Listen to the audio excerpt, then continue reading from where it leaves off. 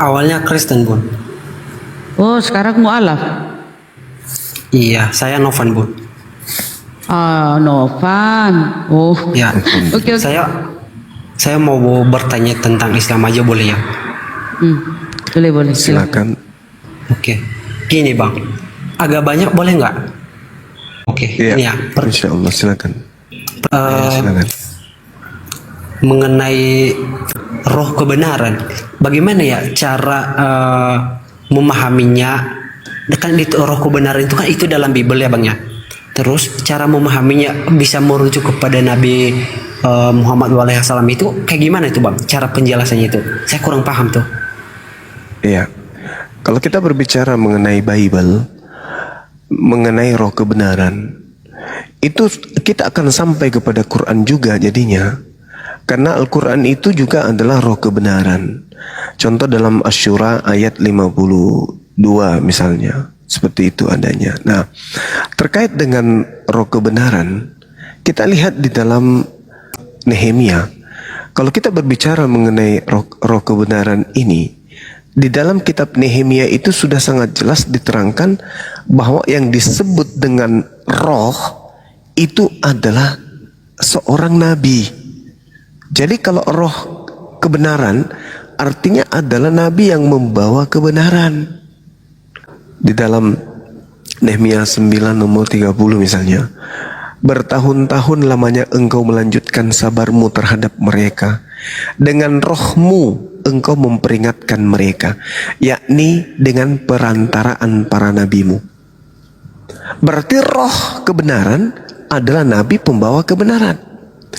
Berarti nabi ini adalah roh Tuhan. Itu jelas itu. Itu nggak bisa kita pungkiri.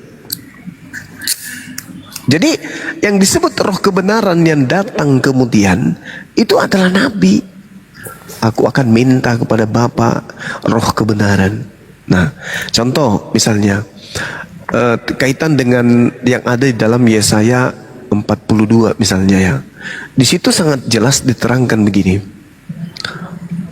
Ketika Tuhan menginginkan kemudian datangnya pembawa kebenaran, Tuhan itu menyatakan bahwa kebenaran itu adalah roh dan itu disebut sebagai hamba. Lihat, itu hambaku yang kupegang, orang pilihanku yang kepadanya aku berkenan. Aku telah menaruh rohku ke atasnya. Apakah kemudian hamba ini adalah Tuhan karena ada roh di atasnya? Enggak. Roh yang dimaksud di sini adalah roh kebenaran yang disampaikan kemudian kepada hamba, yang mana hamba ini adalah orang pilihan. Sehingga Nabi Muhammad SAW yang adalah hamba Allah, yang datang kepadanya roh kebenaran, yaitu Al-Quranul Karim, ya. Qul nazzalahu ruhul kudus min rabbika bil haqq. Demikianlah kemudian Allah mengutus Roh Kudus kepadamu untuk mengajarkan Al-Quran kepadamu. Nah, ini yang ada di Yesaya 42 nomor 1. Lihat, itu hambaku yang kupegang, orang pilihanku yang kepadanya aku berkenan. Aku telah menaruh rohku di atasnya supaya ia menyatakan hukum kepada bangsa-bangsa. Siapa itu? Baginda Rasulullah Muhammad sallallahu alaihi wasallam.